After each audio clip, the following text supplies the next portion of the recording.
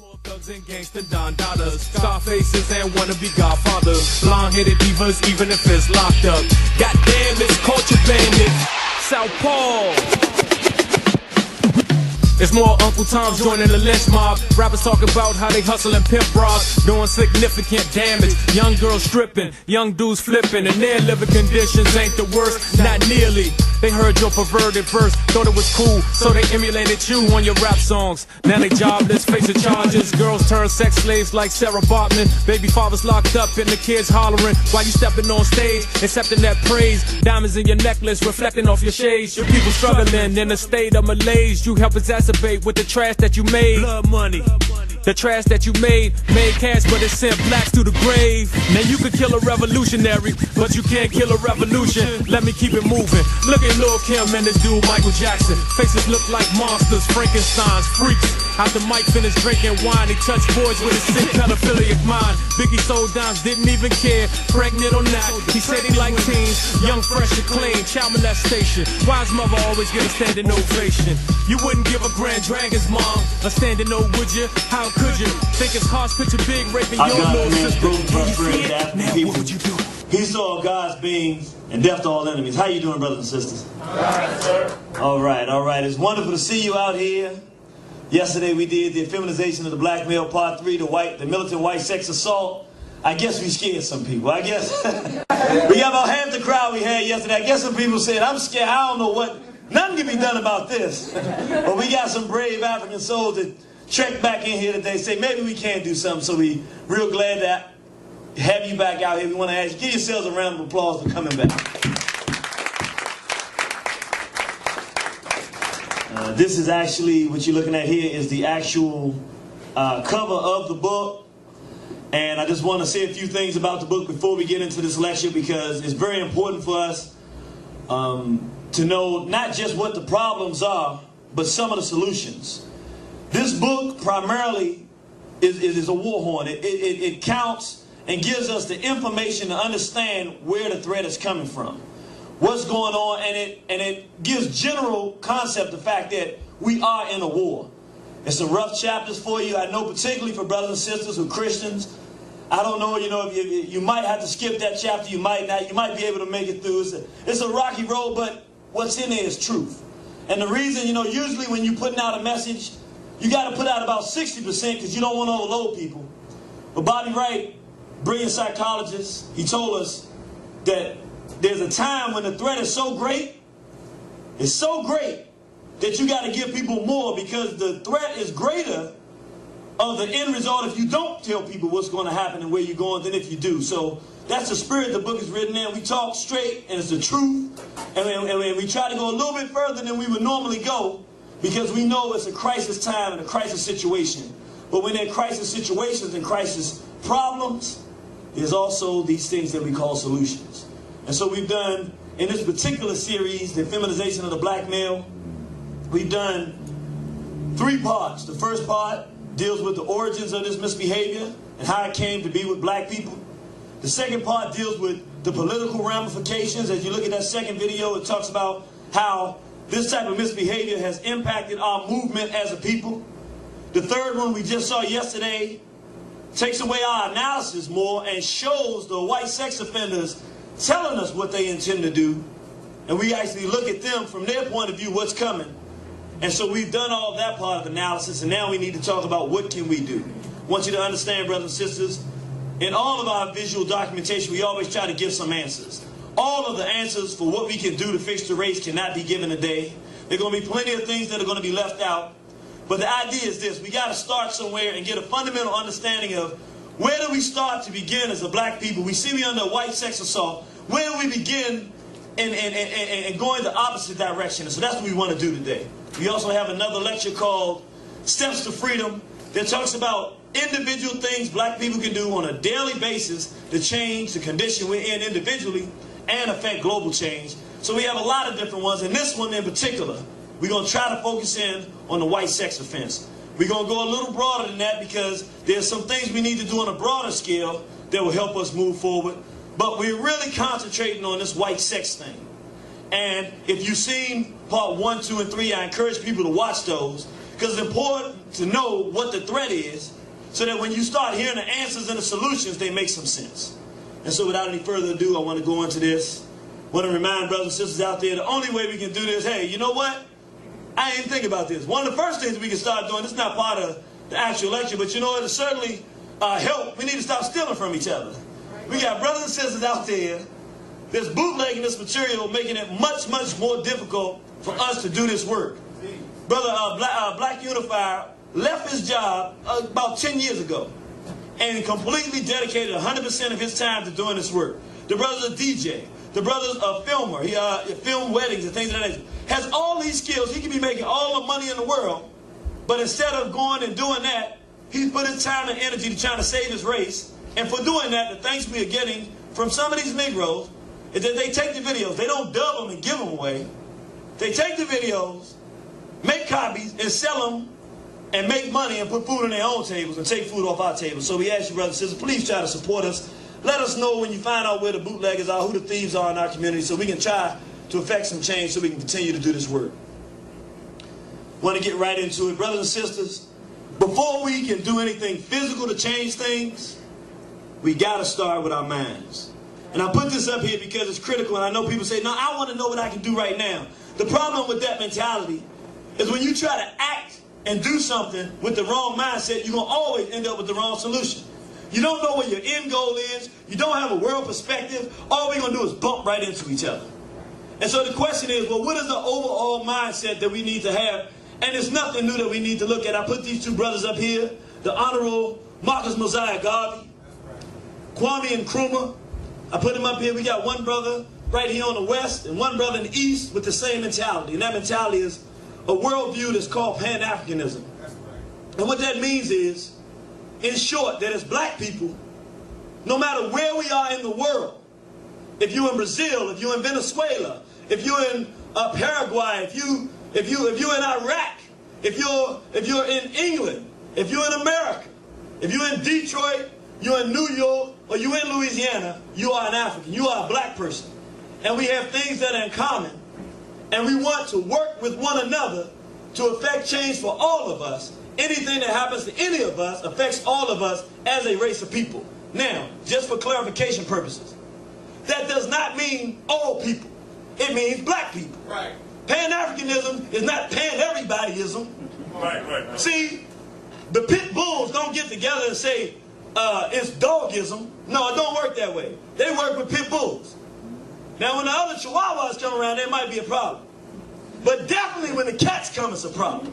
With black people, we want to be able to love Asians, but ain't no Asians sitting around talking about what they're going to do for black people. Right. But we want to talk about what we can do. We want to love Hispanics, and I'm not saying that we have any reason to have a beef with them, but surely the Hispanic community has their issues of their own that they're going to focus on. They're not focusing on our issues. And we want to, most importantly, we want to love our very enemy that put us in this condition. Well, we've seen what that's gotten us, and it doesn't work. Pan-Africanism means black people are responsible for affecting change in our own race, and we should expect, based on history, nobody's going to help us do it but one another. In saying that, this is one of the key things. We're starting off with our thinking because it's critical. If our minds are not right, no matter which road we take, they say, if you don't know where you're going, any road will get you there. But we want to get to the right road and build something for ourselves as a race of people. And there's something very critical. Do y'all remember we used to take those tests when we were younger? And they would say apple, pear, banana, and then they'll say lettuce. And you got to figure out which one don't fit. It's very important because we're supposed to know where things fit.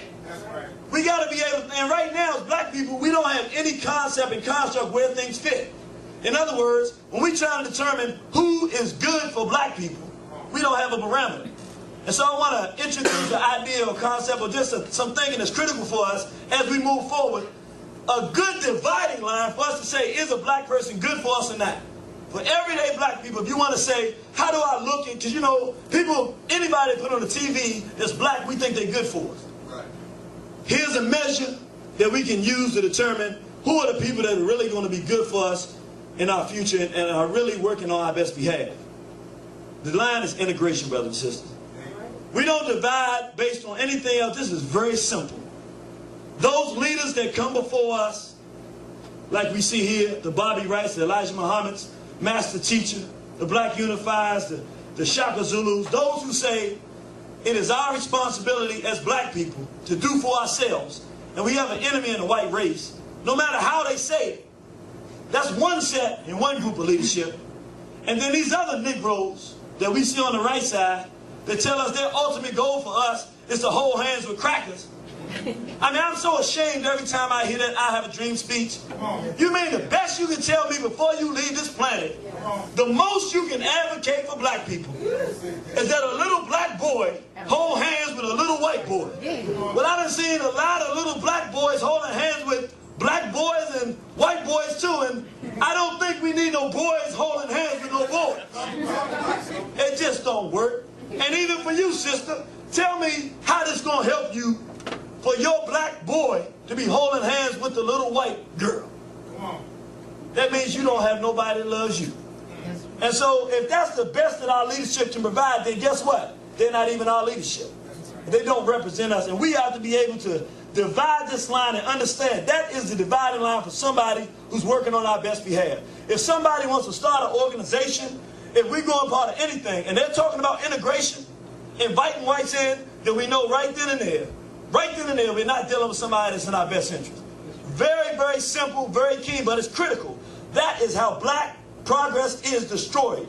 The book, The Destruction of Black Civilization, by Chancellor Williams, what is called the Black Bible in this movement, he tells us, it makes it very clear that the key element in the destruction of black civilization and progress, we always got some Negro who gets this magic plan that there's a good cracker out there, and if we just link up with this good cracker, everything will work. We invite that cracker in, and they destroy from the inside everything we try to produce. That's right. And so I say that to say, it's time for a change of guard. We don't necessarily need a physical civil war, but brothers and sisters, as it relates to leading this race, we have to wrestle power from the integrationists. They do not have the mindset to help black people. They are not responsible vanguards, stewards of black progress. And the bottom line is, this community of black people who realize that we have enemies and they're in the white race, we know they are, and that we're the only ones who are going to save ourselves. It is our responsibility. We are going to have to wrestle power from them. So I wanted to put that up there. Keep these things in mind. I love to show this picture. This sister Winnie Mandela and a lot of sisters here from the States. I want to talk about something our ancestor Bobby Wright talks about. It's called a social theory. A social theory.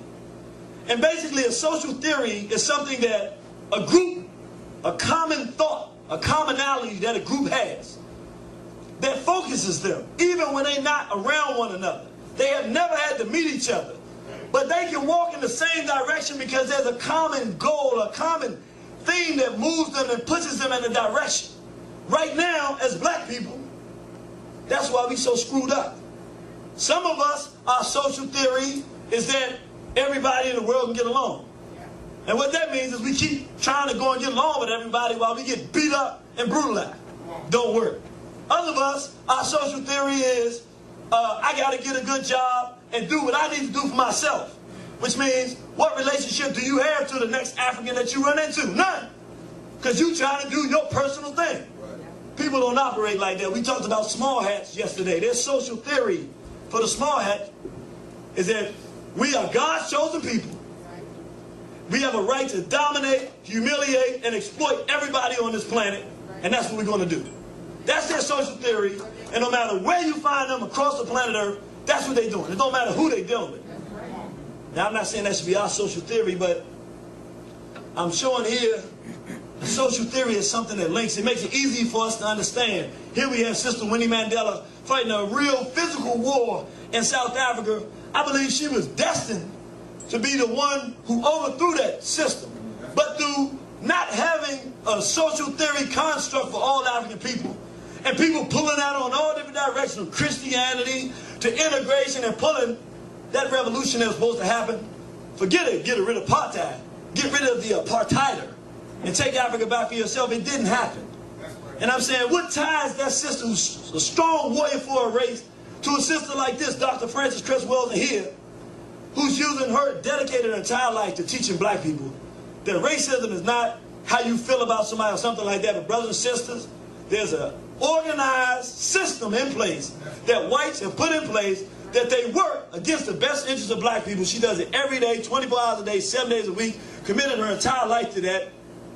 We got to understand there's something that binds us together. What brings our brother here, leader of a nation, Robert Mugabe, and we talking about stomping out white sex offense, especially on the continent, we got to go right here. One-stop shop. A black man, he told, I love to hear this kind of talk, he told, this is the Prime Minister of Britain, one of the great cracker empires. You don't talk to no cracker like that. He said, y'all a bunch of filthy homosexuals. He said, you got a gay mafia.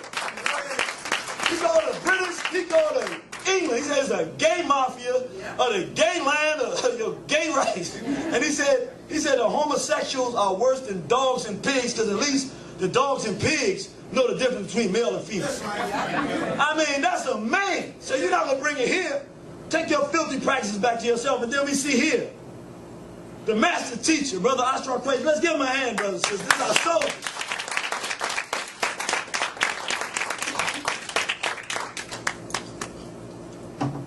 You know, I got a special place in my heart for this brother here. This is my Baba here. My father here, my spiritual father. This black man left his good government job, left his good job years ago. Went on a trip with Dr. Yosef Ben Yochanan, Grandmaster Teacher, taking us back deep into the history of Africa. Began to learn about the history of his people and dropped everything else in his life and said, from this point forevermore, I'm going to live my life to educate black people. And not just, I mean, nothing wrong, we need the books, you know, we've done that, but I'm saying I'm going to take my people back. Right. And I'm going to show them things that they can't imagine that they have done. And then I'm going to explain those things so that they can understand them. And I'm going to make sure that my people have a fighting chance. What brings these black men who are warriors, responsible stewards for their race, what brings them together? What binds them together? And I just love these pictures. I mean, they look almost the same, don't they? You remember the most honorable Elijah Muhammad built that army? You ain't want to go up against no FOI. Them was 3 letters. Crackers saw them 3 letters together. They said, uh-oh, why they went the other way? And it's the Ghanaian military. Look the same. Now, we need something that when you see black men lined up like this, you're not thinking no gangs coming to destroy you. No. With a social theory, you know that there's one thing that's rolling through their minds. And so I just want to give an example. This is not necessarily the black social theory. It's an example of what a social theory is, what it says, and I just want you to imagine just for a moment. Let's exercise our minds. What changes would occur if in the hearts and minds and spirits of all of our children, in us and everybody else, as we move forward in life, and we walked out under this idea, or a similar idea. African people are an international racial family who share a common homeland, which is Africa, historical origin, racial makeup, culture, destiny, and a bitter enemy, the white race. Yeah, that's right, brother. We are challenged by our common destiny to destroy the system of racism, white supremacy, and replace it with justice. That's right. We are mandated by our Creator to return to our proper status as rulers of this planet. It is within the full rights and responsibility of every member of the black family to see to it that this ultimate goal is achieved, so that we may once again restore peace and prosperity to planet Earth under the divine and just leadership of God's first people, the black man, woman, and child of Africa. Yeah.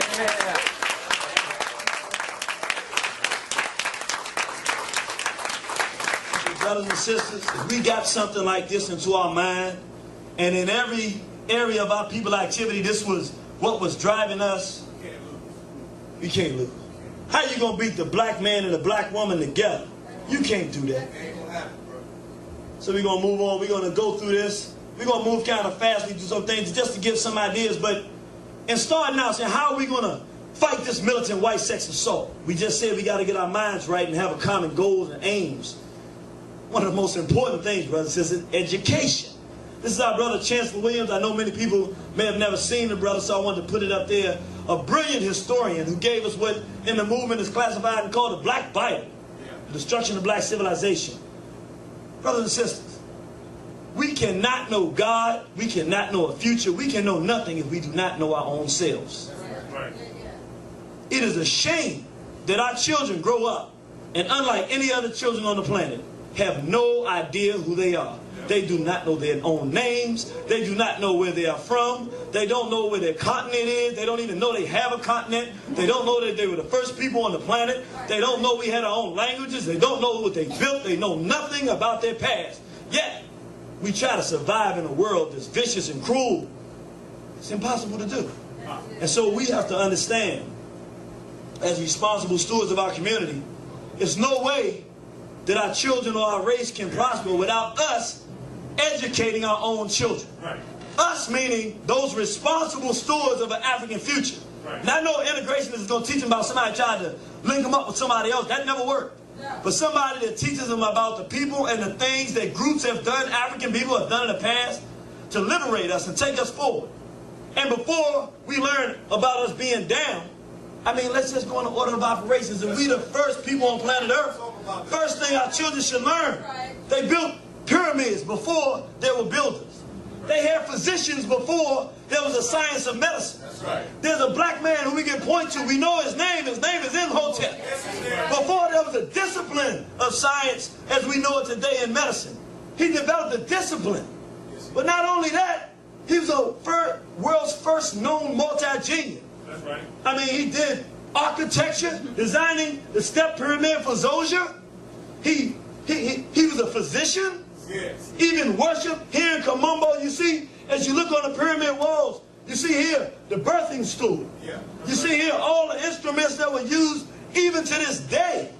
When in medical, our medical people were there, we had doctors going, these are the same things we use today. I don't believe this. That's right. You go back thousands of years, you see the brother here with a stethoscope. We talking thousands of years. We created all of this. How on God's earth can this information be available? And our children are learning see Jane run. George Washington never told a lie and he ate cherry pie. George Washington was a wig-wearing cracker who raped black women and he died, and we're glad he died and he's gone. And once we educate our children to their own past, we got to make sure that we can't wait till somebody get 25 years old or 18 or 19 and all of a sudden find out there's a cruel world and that they have an enemy that they've otherwise been taught to love. Can't work that way. Oh, don't let that worry you. We'll be all right. We're going to keep going through all of it. We also got to know, and it's just about right time that that will fall. We about to talk.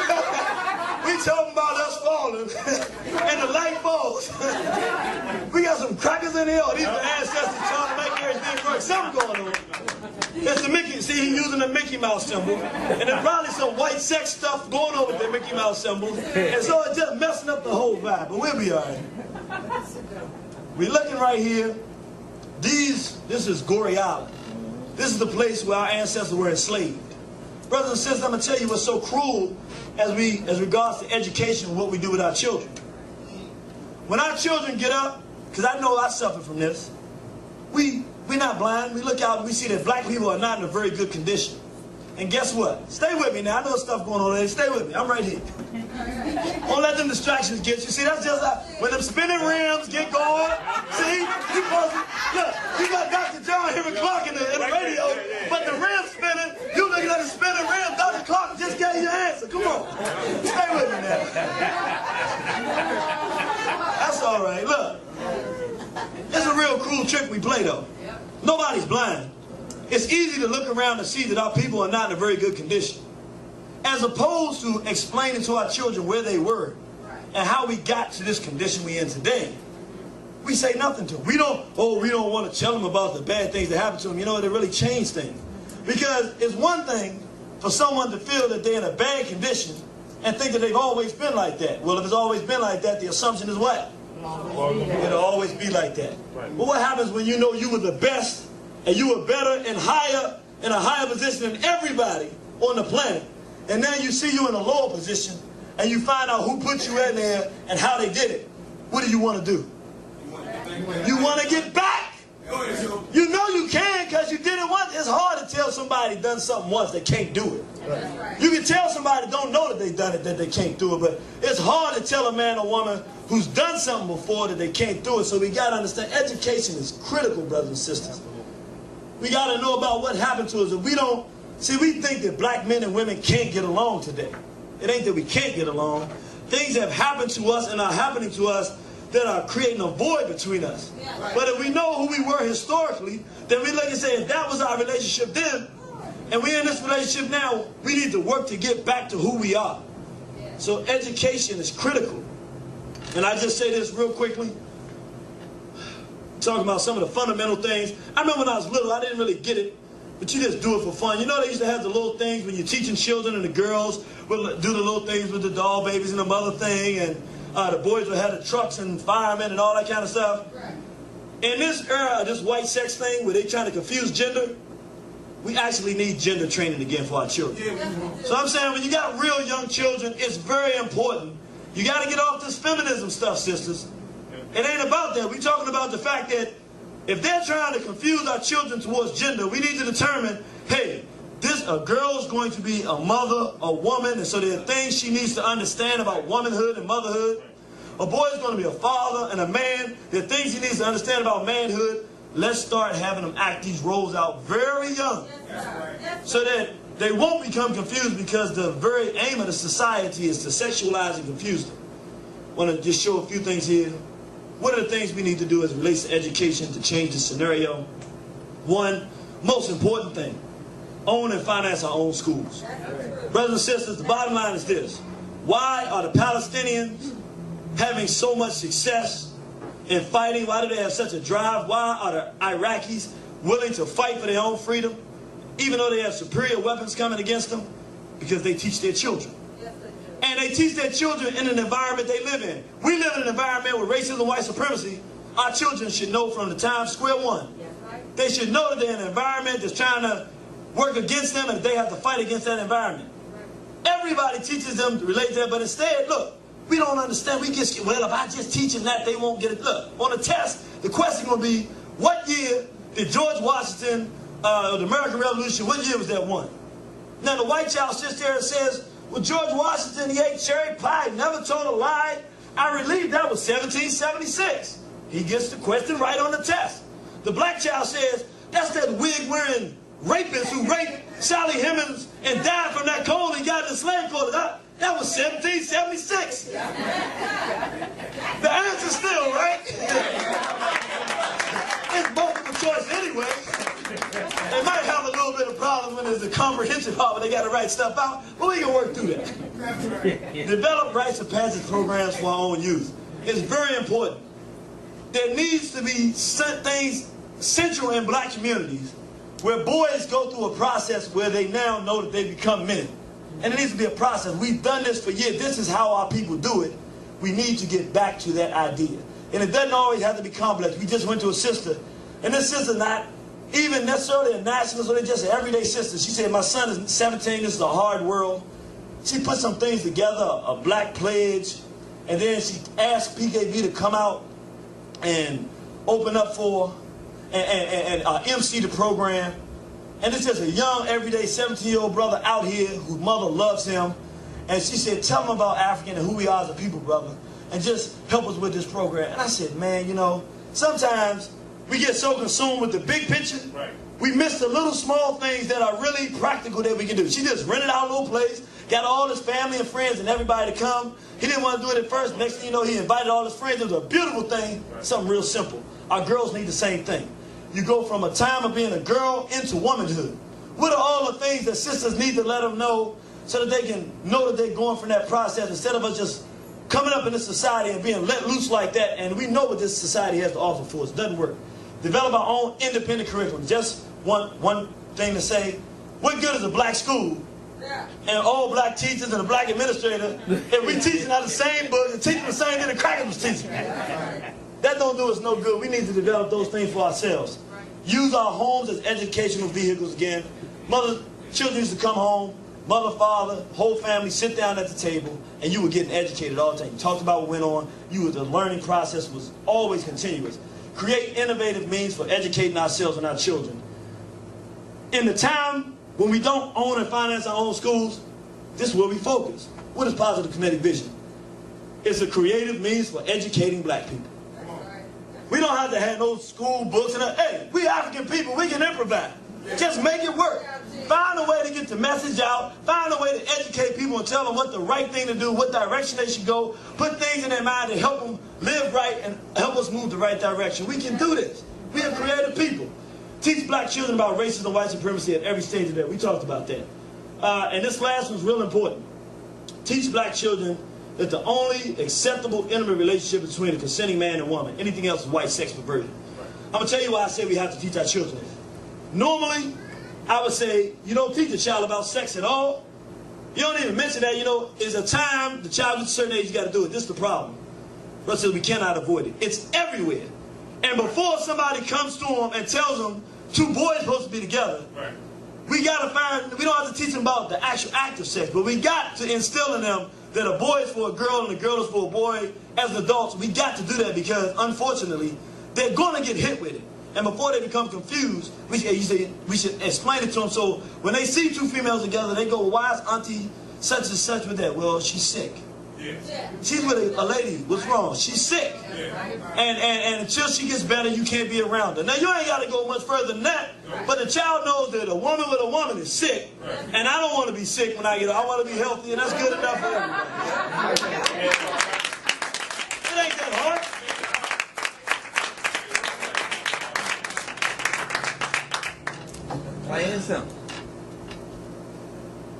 Organized to stop the sexual abuse of black children. We're going to talk a little bit about that at the end. Just to say, are we dealing with politics and economics? I say that the best political platform at this particular time in history for black people to take is to be, okay, we are not unified. We don't agree on hardly nothing right now. Right. We're not doing anything for the most part as a collective race of people. Most important thing we can focus on is securing a future, and the future is in our children. If we organize to stop the sexual abuse of children, first of all, our children will appreciate it. It's something that we won't have to argue on. How many black people are going to actually tell you that they think children should be sexually abused? Right. Even if they feel that way, we still got enough in us that that's something everybody can agree on. And if we do it right, if we actually put a dent in this thing, I tell you the strange thing that will happen. The whole entire world will begin to respect us again. Despite all the negative media, despite everything, this is what we don't realize. This European has been almost every square inch of the planet Earth. He's created sexual abuse in Southeast Asia. 60,000 children in the Philippines are child sexual slaves. Do you realize that if the rest of the world saw that black people went out and said, we're going to stop sexual abuse of our children, and we actually start doing it, they will forget everything the cracker told them bad about black people and say, you know what? I don't like them because I've been taught not to. One thing you got to say to them, don't let nobody mess with their children. We need to stop being quiet and deal with the problem at our house too. We would gain the respect of the world with just one idea. We with just one idea. African nations, you need to ban homosexuality, pedophilia, and pornography, and the head hop. It's going to kill your society if you don't. We're going to deal with that as we go on. Develop African-centered communities in America. We need to start really considering the fact that one thing that makes it more difficult for us to maneuver in the society, we don't have a place that's just like Black Wall Street and just like Rosewood, where you got black people and black homes, black businesses, and black ideas, and black control. So we don't feel like we have any power anywhere. We got to start getting back to that. And we can do it. We have the resources. Now it's time to have the mentality. We got the developers, we got the money, we got the builders. We just don't have the social construct. We talked about our independent schools, destroy the hat hop culture in America and internationally by exposing small hats. This is the thing, brothers and sisters. I know you say, why do you pick the small hats out of all the Europeans? Because if we talk about politics and political movement, throughout the course of history, I mean, it's amazing what you find out when you unravel the veil of history. Things become clear. The one group of Europeans, more than any other, from my study, that always are preventing black political agendas from being achieved are the small hats. The Balky case, where we were getting funds for black people during the 60s or 70s. The small hats stepped in and stopped that. The Ocean Hill, Brownsville, we talking about education. Black community control. The mayor of New York at the time, it's in the 70s, the mayor of New York was a white Anglo. He said, let the black people have their own community schools and control it. They all had the same control of their schools that white parents have in the suburbs. Who cares? Guess who jumps in and says, no, black students can't be taught by black teachers. Because what happened once the community got control of the schools, they saw that the small hats in the school system were teaching the Hispanics that the blacks were their enemies. And the blacks said the Hispanics were their enemies. And the children were just having poor grades and weren't doing anything. As soon as the community took in, they got rid of them teachers, brought in some black teachers. They started learning about Malcolm X. They started learning about things. They were vibrant. The grades went up. Everything worked. And the small hats said, cut it. That's a battle we lost. We couldn't afford to lose that battle. That's why we're here today. Throughout history, guess who makes up the N-word? Who made up the small hats made up the N-word? And now, every time we look around through entertainment, they're the ones, whether it was Richard Pryor, small hats putting them on, putting that N-word back into our community. Jerry Heller, who was the manager of NWA, Ends with Attitudes, who brought the N-word back. Or even to this very day, we see the brother, the Boondocks. Who's that brother? Aaron McGruder. Didn't have no show until he decided it was cool to call black people the N-word. Now he on TV, M's and holes and B's and this. Said these hats, they like roaches. They like roaches in a cereal box. It's like you gotta throw the box away. They, you know, and I mean throughout Marcus Mosiah Garvey. Marcus Garvey had black people. We had a social theory. Up, you mighty race, you can accomplish what you will. One aim, one God, one destiny. If you were all throughout the world, a Negro world, everybody's reading the same thing. We were all marching towards liberation. Judge Julian Mack, a small hat who was in the NAACP, high-ranking official, was the judge on Marcus Garvey's trial. The prosecuting attorney, another small hat, who found him guilty and got him deported. So much for black progress. Jump in with Du Bois and these other veritable corpusculi of Negro, cracker-loving Negroes. Racial progress stopped right there. I mean, every time down the line, brothers and sisters, so right now, the whole hat hop industry, not to mention they financed and created and started the slave trade. Even now, we look at the hat hop industry. Totally dominated, control. I'm not going to keep going. We saw what they doing yesterday. So we say, what's the answer? Brothers and sisters, it's not that difficult. We got the internet now. We have means. One of the things we can do, and we got to get back to it, makes no sense. National and international black newspapers. I didn't say newspapers that say that they're black. I'm saying responsible stewards of the black community who have nobody telling us what, look, all the money Bill Cosby got, all the money some of these other individuals got, we can buy a printing press and have a national paper if we can do it in 1920. If the Negro world could be all over the world in 1920, with the internet and all the resources we have now, it would be easy. We just got to cut the integrationists out the picture and put together, we would all be moving on the same thought. And we could expose what the small hats are doing. National and international black radio programs. You know, it might seem like those things are small, but when I grew up, part of my conditioning, thanks to my mother, I listened to WOL. And at the time, I mean, I remember Kathy Hughes calling whites crackers, and I can tell you right now, I remember the day I'm sitting down listening to Dick Gregory talk about the World Health Organization was taking the children in Atlanta, the Atlanta child murders, and was taking the children and cutting out their parts to do testing for cancer research. And so I'm as a child, I'm a little child going around, man, there's some real wicked things going on. People are destroying us. That's just through radio. And I can just sit there and I'm being entertained, but I'm being taught and trained to be entertained by things that will stimulate my mind. And it will make me have even a greater love and feel a greater need to do something for my people. These are very important. Right now you got brothers and sisters using the internet, which is a great way to expose information to people. And what I'm saying, brothers and sisters, we got to go back and take some of these airways back. We have to do it. We can get our message out just like everybody else does. National and international black television programming. Look. Look. Look. The homos got logo. G4. HBO. Cinemax. Showtime. Comedy Central. You telling me the white sex community individuals whose idea is to sexualize children and to promote sexual degeneracy can own all the airwaves. And we don't have enough oomph, or whatever you want to call it, in our soul to go out there and see to it that our position is pushed throughout the world. You telling me that Zimbabwe on their national TV, instead of watching queer-ass folk, couldn't be having this in right now? All the people sitting down watching the master teacher, or watching Dr. Joseph Ben Yakinen, or watching The Great and Mighty Walk by Dr. John Henry Clark? When do we decide we're going to take control of something, and if it's not openly available for us to get it, let's make it available. We can do whatever it is we choose to do. We got to have a mind to do it. I want to say this, brothers and sisters, as it relates to the media. We're talking about politics. I intended to do it just to show an example. I didn't do it. Sorry about that. But I'm putting up here the Federal Communications Commission.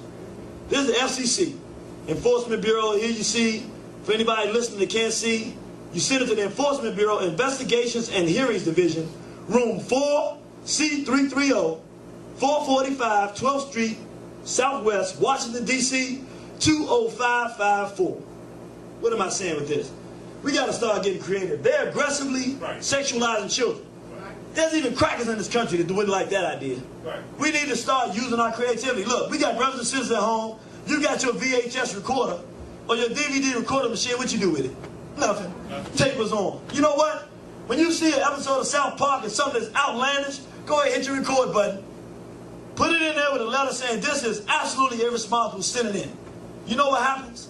The more people start doing things, you know what? Because there's somebody at the FCC just like you. Just a black person with a job who don't know what's going on. Or even somebody white who would think they was responsible. They happen to take a look at some one of these people sitting there, see something that's outlandish, and guess what? Ain't got nothing to do with them loving us or nothing like that. Somebody wants to stop something that starts. How many of us are seeing how bad what's going on television is? How many of us have witnessed that? Could you put your hands up? How many people can honestly say that you made some type of effort to go to the powers to be to do something about it? We got one sister in the back. I can't even raise my own hands up. And I'm over here saying we need to do it. Hey, it ain't that hard. There's somebody out there, as a matter of fact, who's hearing this message, who this is what they're going to decide they're going to do. They're going to get this filth off TV. Go about. That's one way, you know, place to go. If it's other places, you got to go, but find methods to do it. We can get some of this stuff off. But I'm going to talk about labor. I just want to talk real quickly. We see Brother Marcus Garvey here. I just think it's a shame. Almost 100 years ago, he said we're going to start trading with our brothers and sisters in Africa. We're going to use our resources to exchange. And to this day, we're still not doing it. You mean to tell me with all the resources we have, our black engineers couldn't say, you know what? I'm an engineer. And in my black engineering company, after you worked here for 3 years as a professional, you got to go to Africa. We're going to pay for you. You stay 6 months. And you got an aqueduct system. You're going to be working that time. And then you, okay, by the time you get there, okay, you need to build a bridge over a certain region. As part of your very existence as a black organization and professional, part of your inside, because it's a social theory and an idea, I'm going to build up something there. When do our medical people say, we're medical people, we got to have our own black hospital, and the idea is we're going to go over to Africa and build hospitals. So after you've been a doctor here for 8 years or 5 years, you got to go to Africa for a year. You can take your family if you want. We set up schools there that both the African brothers and sisters there can go to and the brothers and sisters here can go to, and we build that up there. What are we doing? What is a professional if it does not relate to the community? They're nobody. What is a professional in a black professional if it has no impact on the black race? It's a slave. So I want to say, brothers and sisters, use our labor resources to become self-sufficient. Use your positions of power to ward off white sex. I got to say this. It's going to sound, it's going to sound a little mean, but let me tell you like this.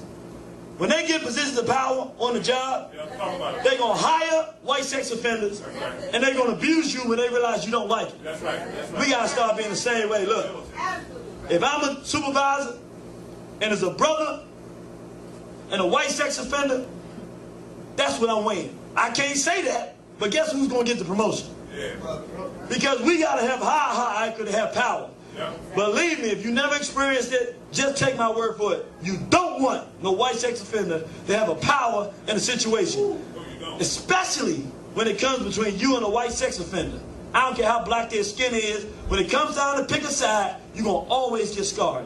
Want to say one more thing. We got to wrestle power from the Negro on the workplace, because the Negroes can't help the race. And I'm saying this to the brothers and sisters who is having a lot. Y'all know what I'm talking about. Yeah. You on a job because you're a nationalist particularly, or because you just know what's going on, you keen, you understand it, you rise to the ranks. Ain't that they like you, you're just the best qualified. But you don't like the cracker. So when the cracker comes to you because you're the best qualified to take the new position, you know what you say? If I take that position, I got to deal with more crackers. No, we can't turn down power. If we get more power, then we can use more of that power we get to hire, to take things our direction. A lot of times we walk away from opportunities to make control because we ain't thinking like that. We got to stop thinking like that. It's war.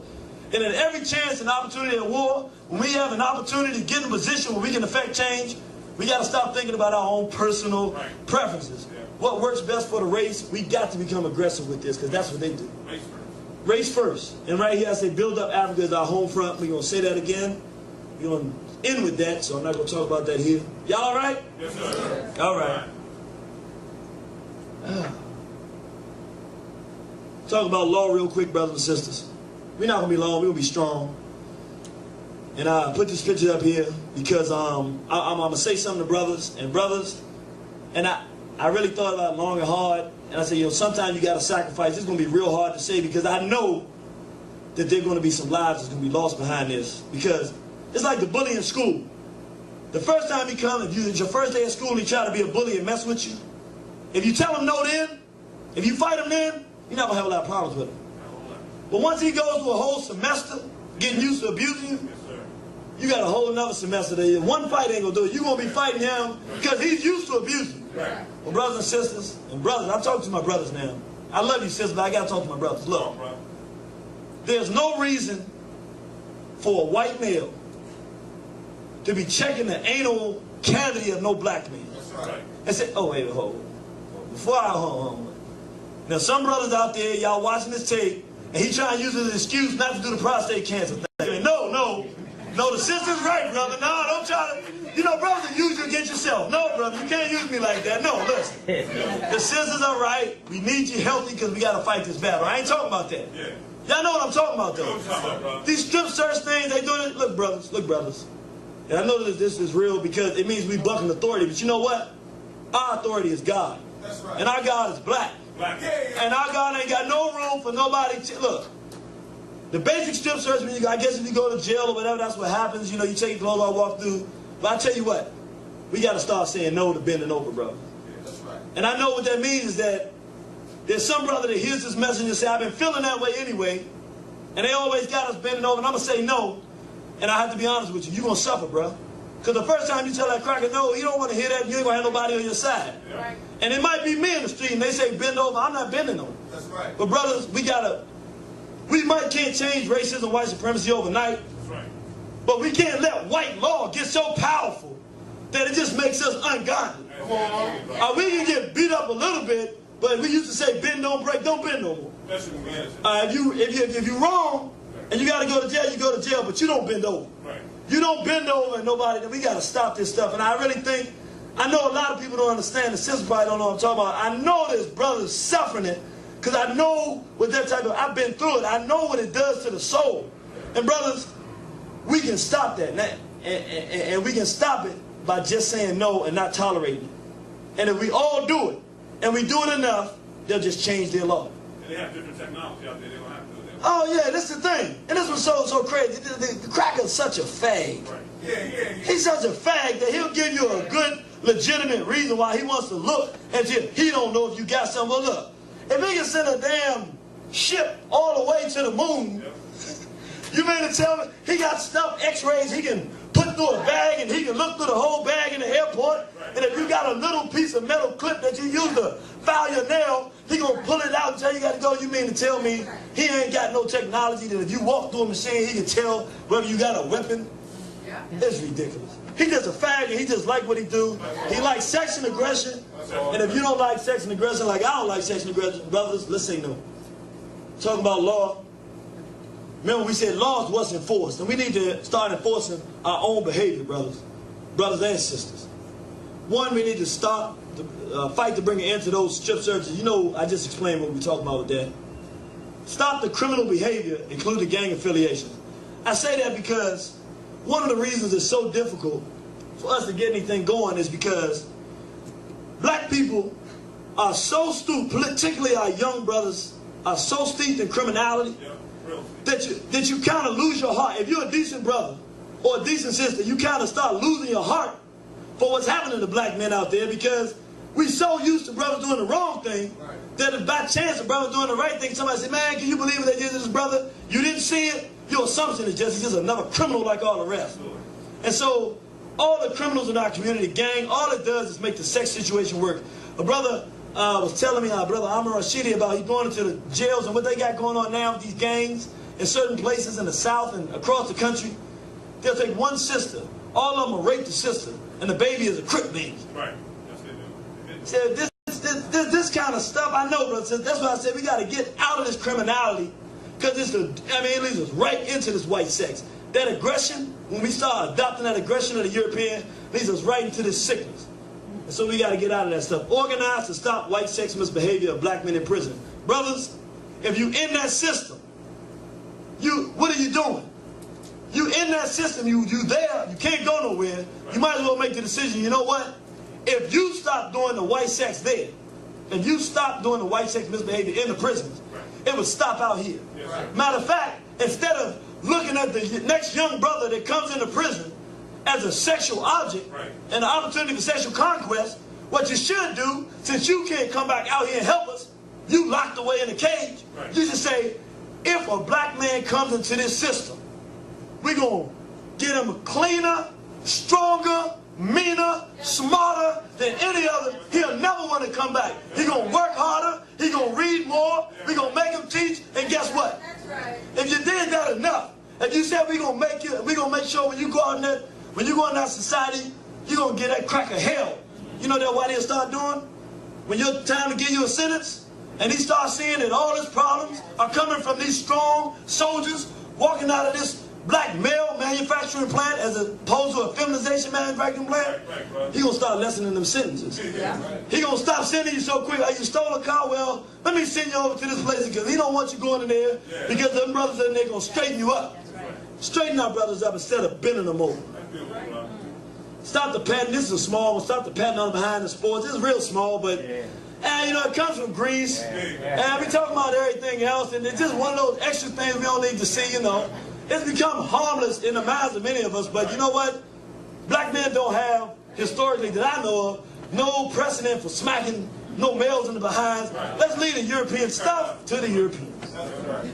Earrings and the tattoos. Look, I know it's all kind of reasons, but we used to do that in Africa. Yeah, well, look, this is all I'm saying. Right now, brothers and sisters, right now, our children and nobody else needs to see black men with earrings. That's right.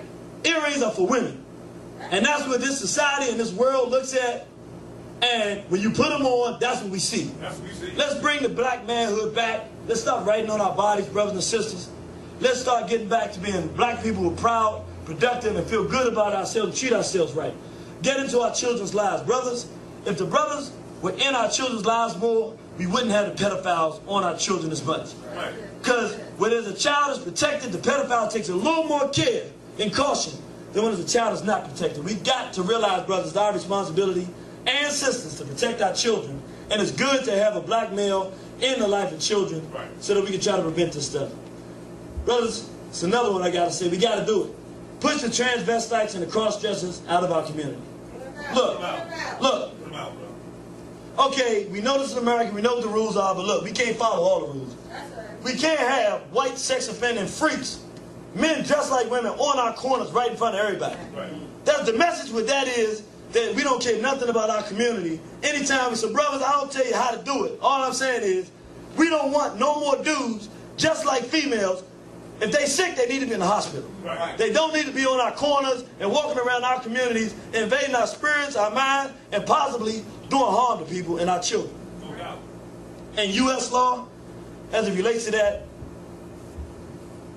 push to have the adoption of black children banned by homosexuals. These homosexuals are adopting our children left and right. The reality of it is, brothers and sisters, if we're serious about changing this white sex offender thing, ain't no way in the world we can be giving our future to homosexuals and expect that we're going to win this. How we got so deep in the hole for this to be occurring is just almost amazing. But who would have known that two males that decide they want to live together would have thought that they wanted a black child in that home with them? Well, however we got there, we got to unget there. We don't have no future if we giving our children away to homosexuals. We got to organize to stop that. Fooling someone about one's original sex should be a crime classified as rape. I'm going to tell you why I say that. I know it's going to sound bizarre and crazy. Sometimes I see stuff before and I said it to you earlier, but I'm going to tell you. I mean, we had a case right here in D.C. Brother went up, thought he was dealing with a sister. You know, had a sexual encounter. Went back, brother told him, no, that was a dude. Went back and shot him. Now the brother's going to jail. Now, this is a real problem.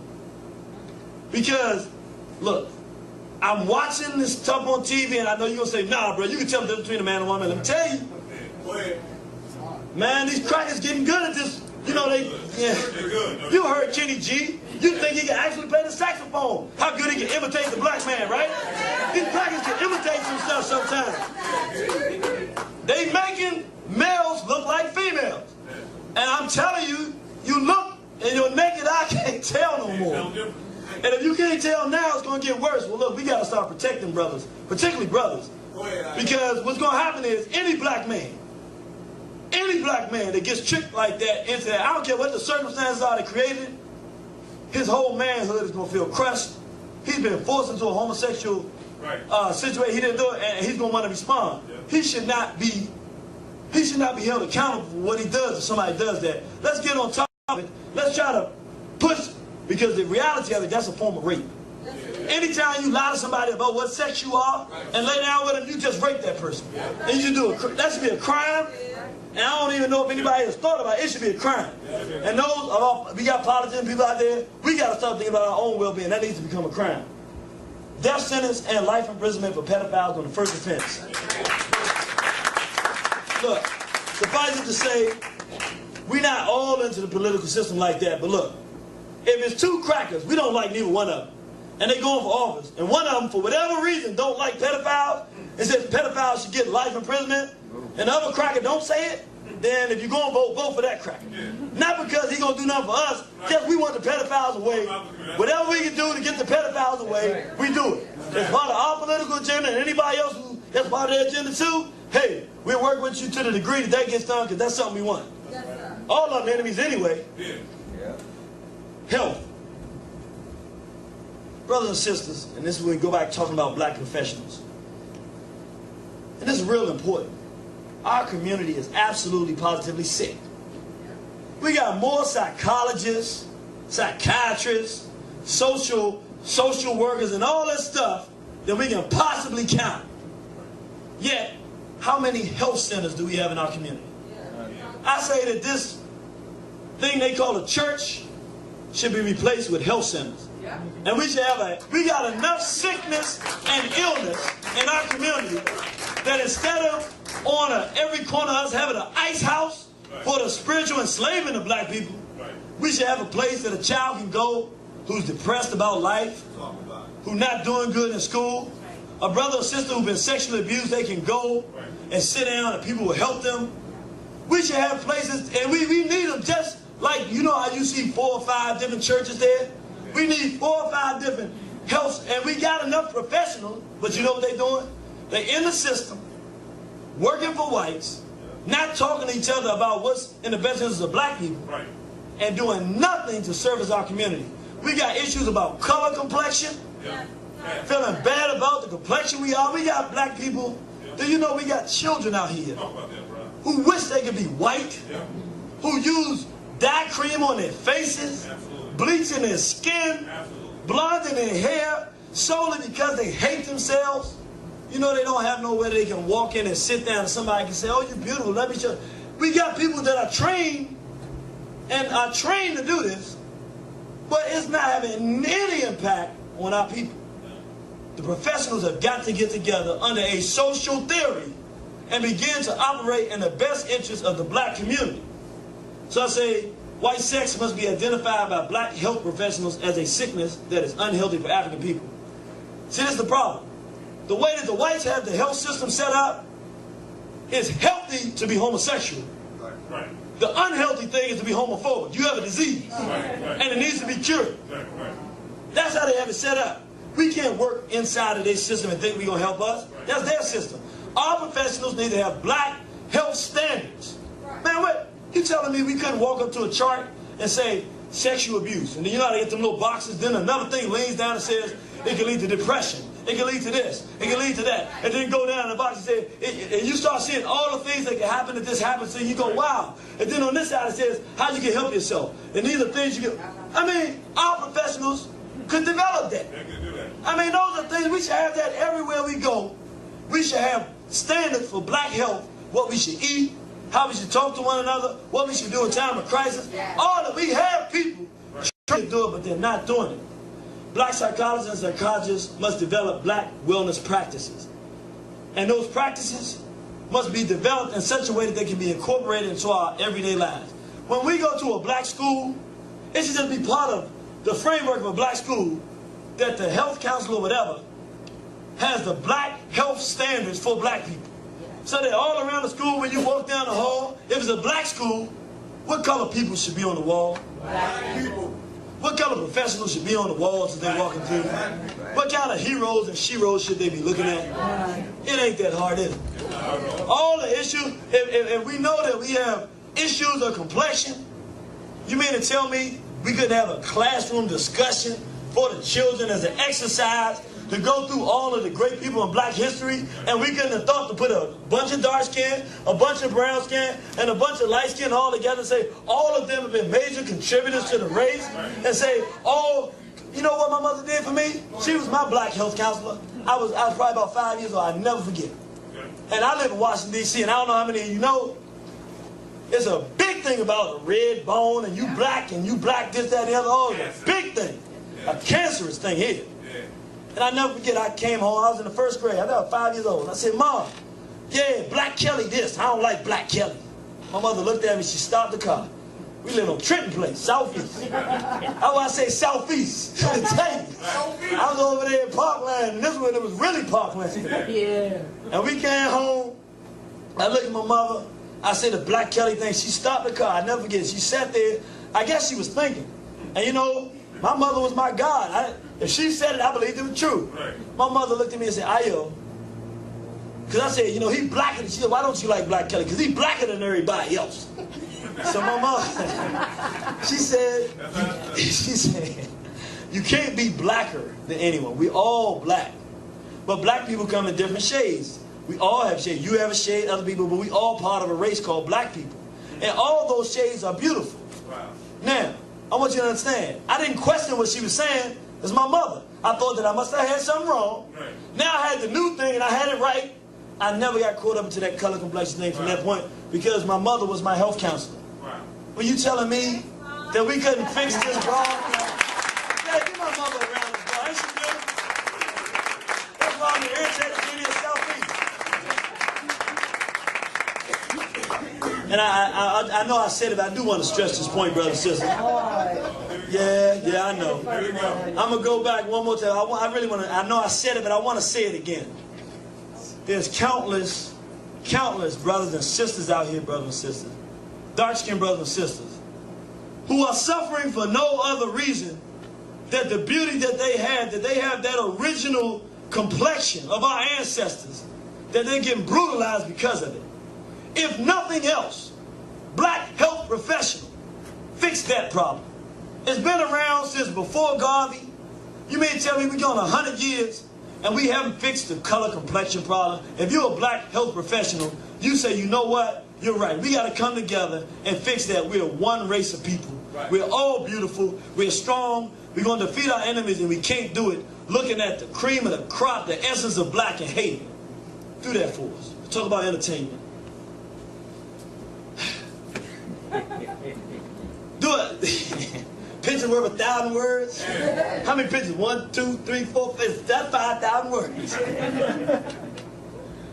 One, because of how vicious the media is. When I was coming up, it was the Incredible Hulk, Bruce Banner, you know, Turner, Sigmund the Sea Monster.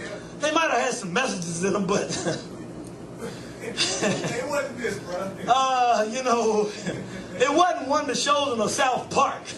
Right. Brothers and sisters, it's important. I would tell every parent, if you have, especially if you have a child under 12, watch a show at least one time before you let your child watch it. If it's you gotta do it, because they not hitting your child with basic stuff. They are sexualizing one show.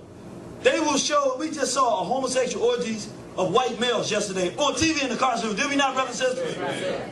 Just that one show has done something to your child, has introduced child pornography to your child and done something damage. So bottom line is, I'm saying, it's so destructive, we got to start monitoring this stuff. And once again, our black health professionals, when they come into the schools, you have a list of programs and shows the children shouldn't be watching. Curb the appetite for head hop, books, magazine, and juvies. Look, I know that's a hard one. Because I talk to brothers all the time, and they down with everything. And I say, hey, you know, hip-hop is killing us. Ho, ho, ho, ho. I am hip. I was talking to a brother I play basketball. It's my man. We were talking, we balling. You know, after I try to sneak some stuff in on him. You can't come too hard. I got my camouflage on. They don't know it's the irritated genie. You know what I'm saying? They think it's just brother Ayo, you know, just balling a little something. They call me O. They say, oh, what's up, O? I say, yeah, I got something for you today. You know, hit him a little something on the side. Yeah, hit him a little something on the side. And I'll be telling, nah, I am hip-hop. And I'm like, we don't understand how destructive this stuff that we getting is. So we got to find, but for those of us, like we watched some stuff yesterday, get your terrorism from the entertainment industry, 1 and 2. How many people see the terrorism from the entertainment industry? Will it change your mind about hip hop? Yes, that's right. Will it help you understand Christian Black Unified? Does it help black people understand that this hip hop is death? Yes, sir. All right, then you got to check it out. We got to get off. If you're reading that street lit and you're doing that, brothers and sisters, all you're doing is cultivating yourself and your mind for self-destruction. We got to get out of this whole thing. I know that's hard, but we can't be the tools of the hats and also fight our enemy. We got to give our enemy his filth back and produce stuff for ourselves. That's why we're talking about black television shows and things of our own. We can produce all these things if we just get the mind to do them. And we have the resources through internet. We have people with the skills to do it. Now, where do we get the collective unity to do it? Address the use of the N-word regularly. We got to pick it up. Yeah, we got our T-shirts now. Anti-N-word T-shirts. We've been pushing it, putting the videos out there, but we need brothers and sisters every day in your everyday life. I was talking to a young brother playing basketball again, talking to him out. We had a big argument on the N-word. And I didn't think he got it. Came back next week. He said, man, I went back and told my girlfriend what you said. We was talking about you right, man. We got to stop using the N-word. But then this young man made me so proud. I said, I love me some black people. He ain't never heard nothing before. But during the course of the conversation, I said, you know, many of our ancestors were killed because they wouldn't let nobody use that word. And because he trusts me, he just believed me. Just so happened, he's in the military. An Asian came up and used the N-word. And maybe the conversation must impact. He said, I told him, I said, no, you can't use that word. And the guy said, no, I'm cool. He said, you cool, but you can't use that. A bunch of my ancestors died, so that word will stop being used. You will stop using it. Yeah. And then he said, so I made him stop using it. He said, man, but the brothers started getting mad at me. And I said, man, y'all should be on my side. And I said, you know, let's get that brother a day. Let's get a day around the floor. That's how we're supposed to do it. You don't just get a message and find out what's right, and you do what's right. We got to push it. We got to get more aggressive. So in your conversation, we got to do it more frequently. If you're doing it now, do it more frequently. If you're not doing it, when you hear that N-word being used, say something. Let's be repetitive. Let's start getting aggressive with our position. That's right. Especially that Aaron Magruder, I'm sorry, I already said it. Somebody needs to get the message to Aaron Magruder. Do not be used like Oprah's being used to kill your race. Because we know that the hats are behind this stuff, but they're tools. You know, when you go into a battle, you got a sword and the enemy got a sword. You don't like the enemy and you don't like his sword. That's right. So both of them get in some trouble. In the case of a war, we at war now. We're in a fight now.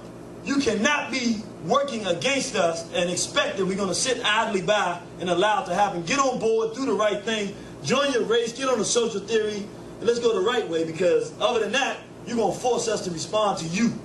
We want to get you out of the way. All black people on one side, anybody that's against us on the other side, and then we work towards our best interest.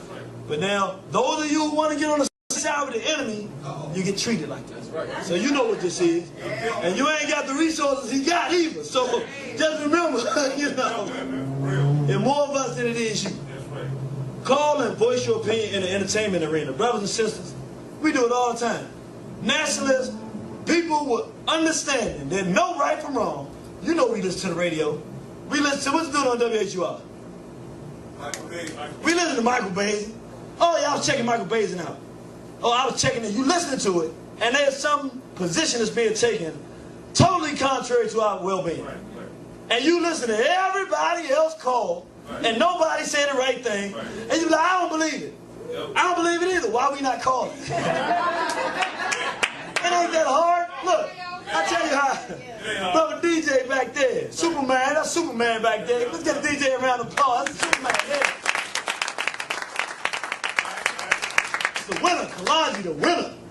Brothers, they listen to the radio up in Morgan State. They listen all the time, and they start talking about hat hopping, how wonderful it is. Yeah. He said one day he just picked up the phone. This stuff is killing us. To start going and doing that thing he do, that PKV talk. Yeah.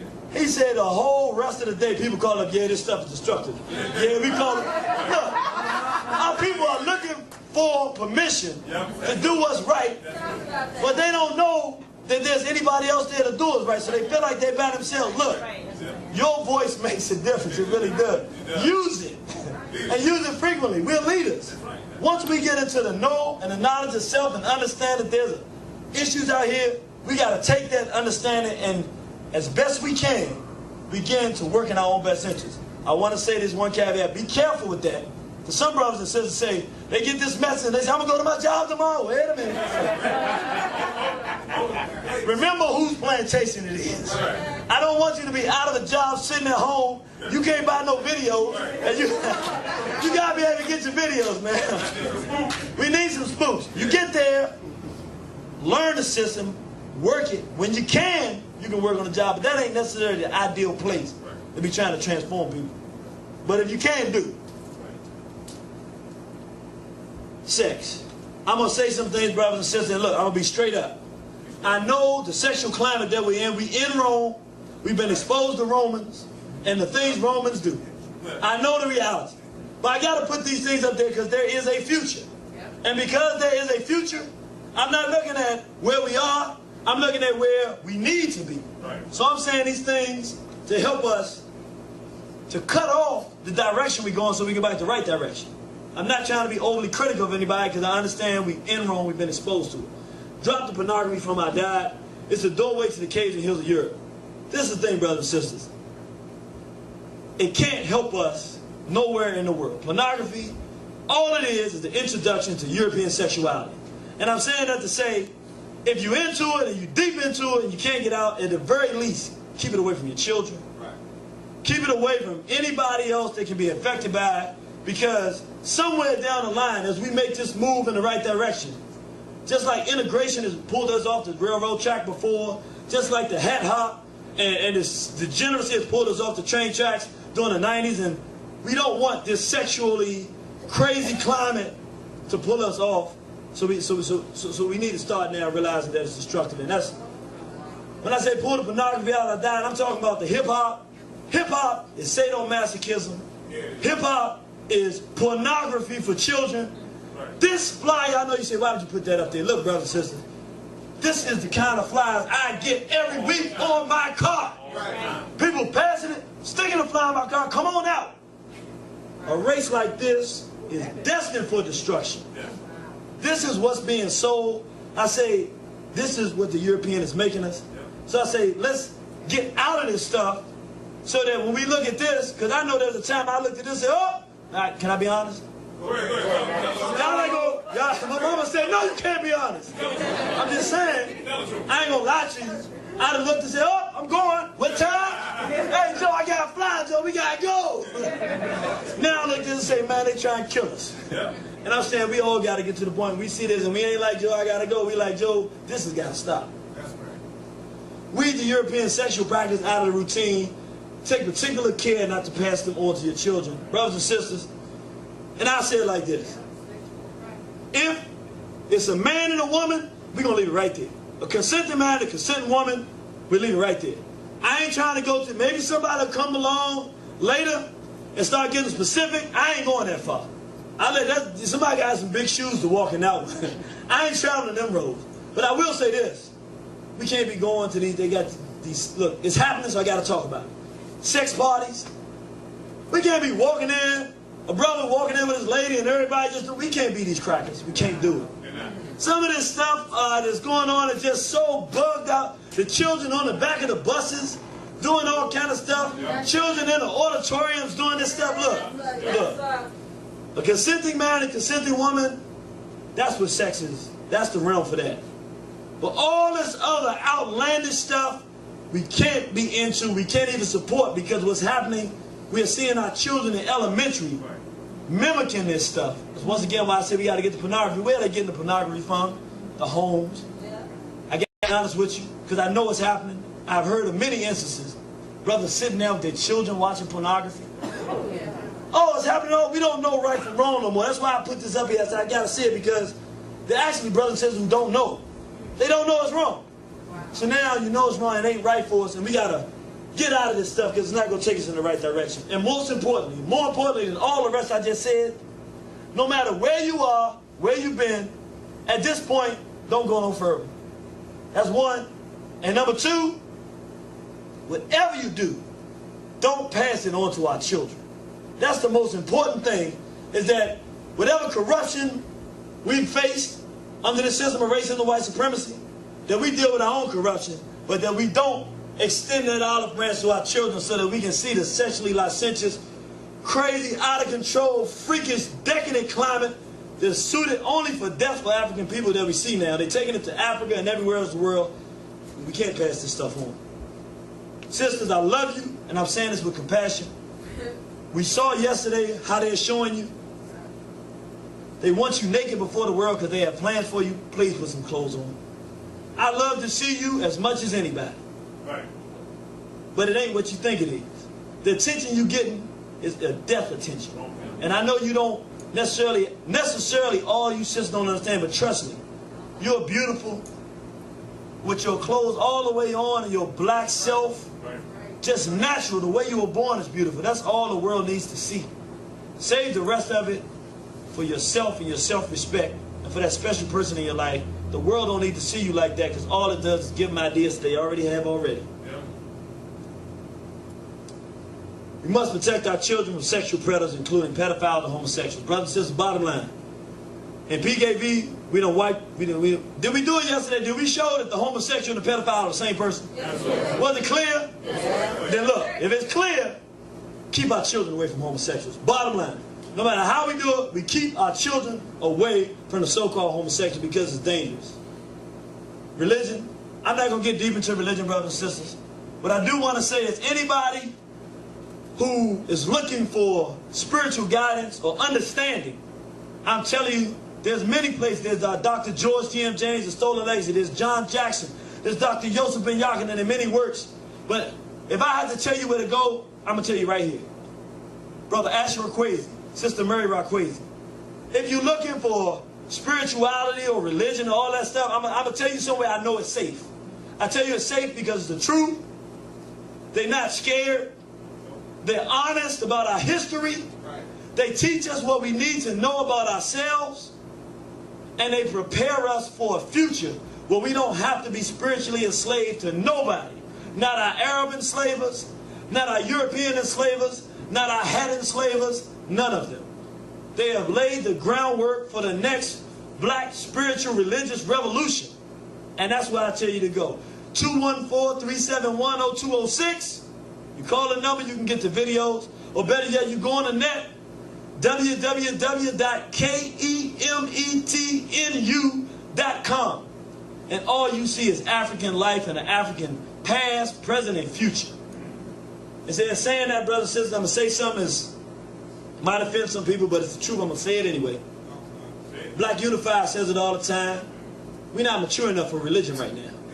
I'm just going to be straight up. Because you have to know yourself. You have to see, our ancestors went for 40 years to become a priest. Meaning, knowledge and learning, it was something that took time. And after you did all that, then you became spiritual. You were raised in the light. We're not learning nothing. We're being miseducated in. We're not ready for that. But you know what? There's some basic principles, very simple principles, that we can follow that everybody is mature enough for. And instead of trying to be religious zealots and thinking that we can rule with the religion, I say that we need to follow some principles. Black self-respect, one. This is our sister, Dr. Frances Cress Wells, and she tells us, black self-respect, I pledge allegiance to my own black self-respect and to the respect of all other black and shades of black people on planet Earth, all of whom are victims of the system of racism and white supremacy. And I pledge to use all my life, energy, intelligence, and creativity in all areas of people activity to eliminate the global system of racism and white supremacy on planet Earth and replace it with justice so that it can be peace, so help me God. In other words, the real principle, instead of trying to figure out God and when I die I'm going to go, you know what? I got to have self-respect. And self-respect means that as a black person, I love myself, I love my brothers and sisters, I love those like me, and I got a problem that's called racism and white supremacy, and if I have self-respect, then I got to dedicate myself to stomping the system out. We can do that. Black knowledge is self and information. The most honorable Elijah Muhammad told us, how you going to have self-respect if you don't know yourself? I mean, how you going to have self-respect if you don't know the self? That's why our ancestors, see, we know he's telling the truth because he brought something from thousands of years. Master teacher, Brother Asher Kwesi, tells us our ancestors said, know thyself. Because see, once you know yourself, you can have and develop that self-respect. Then you can look at everything else around and understand it. Know where you fit in. You know your friends. You know your enemies. You know the right direction. You know the wrong direction. Because you are the compass. And then you can determine that if you don't know yourself, you can't figure none of the rest of it out. Black cooperation and unity. It's very simple. If we come together under a social theory, common goals, common objectives, our professionals, our construction workers, our builders, our thinkers, our fighters, and sometimes you gotta have them, even the killers. If we all said, what is our role? What are our goals and objectives? Heck, you know what? We can make something happen. Those of us who went to the spirituality thing, we can have our health centers helping our people deal with the ills that are hurt. Those of us, we got some brothers out here that crackheads. Well, you know what? Look, over in Darfur, in the Sudan, we got these same crackers. They think it's cool to rape black women and kill our babies. Look, we're going to get y'all brothers trained up. Make sure you don't transfer nothing over to our people. None of this filthy daggers. Get you right, march. We're going to send you over there a little money. We're going to get you going down through Nigeria, get your little cover. Y'all go down there and look, fix the problem. And look, don't call me till it's fixed. You ain't coming back till it's over. You know what I'm saying? I mean, everybody got a place. So he ain't no longer in our community wreaking havoc. He doing something that he like to do anyway. Saving a race, becoming somebody that's worthwhile for our people. I think you hear me. In race war, brothers and sisters, don't get scared. Don't get scared. Listen, when I was in 5th grade, 6th grade, Miss Walls, one of the best teachers I ever had. You know what she told me? And I was so mad. Miss Walls made us for Black History Month do 100 reports on Black history. I never forget, she got so mad at me. I think it was possible 28 days to do 100. You don't understand, man. I told Miss Walls, and she got so mad at me. I said, it ain't 100 black people that ever did anything. I was in 5th grade, boy, she lit me up on that one. But we did it and we felt good after we had finished it. But you know what she used to always say? You're going to have to be 2 to 3 times better than them to do anything. That's right. You know what she just told me? I was in a race war. She ain't saying you in a race war. Who was they? I had to be 2 to 3 times better than who? Than whites. So as I grew up, I always knew, I didn't know necessarily who the I think I could have figured it out. Bottom line is I knew I had to do well. But when I got as an adult and I went on these jobs because I could read better than them, I could analyze better than them. Well, most of them, some of them smart crackers. Don't let me tell no lies. Like, ain't no smart crackers. Some of the crackers pretty good at what they do. That's why the system works. But in general, for the most part, they're just a race of degenerate idiots. You know what I'm saying? They can fight like hell though, and they tricky. They can't fight one-on-one, but that ain't how they fight, so it don't matter, right? That don't matter. So the hyena ain't good by itself, but he don't fight by himself.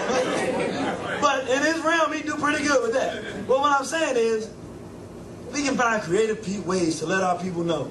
Just like Nat Turner and Dr. Khalid Muhammad, we can educate our people so that instead of walking into situations and getting banged over the head, not knowing that they're at war, we can be prepared for the fact that in this world, it's ugly towards black people. And we're going to have resilience and strength and energy to fight because we have an enemy. Now, we don't know, when we mature, some of us like the term race war. Many of us don't, but then we don't use that. But the bottom line is, if you got eyes, if you saw what you saw yesterday, we saw the fact, whether we like it or not, even if we sit at home and do nothing, there is a war being waged. And we're the recipients of death and destruction 24 hours a day, 7 days a week, all throughout this planet. It's time for us to be at least mature enough to say, hey, there's a war being waged here. And at least we can stand up and do something for ourselves in our own best interest. Self-respect, knowledge of self, we can come together in unity, and we can try to fight on our own best behalf. So we're gonna take a break here so we can stop the tape. We're gonna come back very short, and we're gonna get on out of here. Y'all all right? Yes,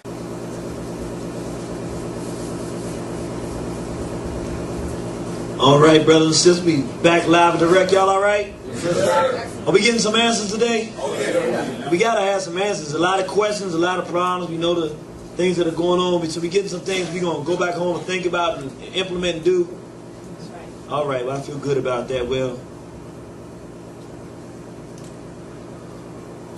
I know you ain't think you was coming to war on the horizon.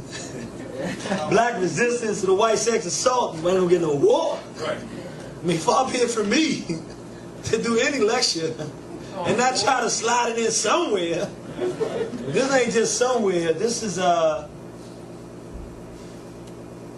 brothers and sisters, as we move forward, every 20, 30 years or so, we change our minds about our condition. We decide we want to do something, and we start moving. Before we talk about really moving, I'm going to say some things that are going to be difficult for people to take, but I believe it's time, and we facing a real threat. Some very fundamental things that we have to understand. For instance, and I want to take this, I like using analogies because analogies help us to understand. If you have a hyena, I want you to put yourself, would y'all rather be lions or hyenas? I want everybody to be on board. Everybody like the lions better. Okay, we're going to be lions. Okay, we lions. When somebody comes up to you, lion, and says, which are the good hyenas? What is your answer? No. Wait a minute. What about the lion? What about the hyenas when you were walking through the wilderness and they could have jumped you and killed you, but they didn't? Are those good hyenas? No.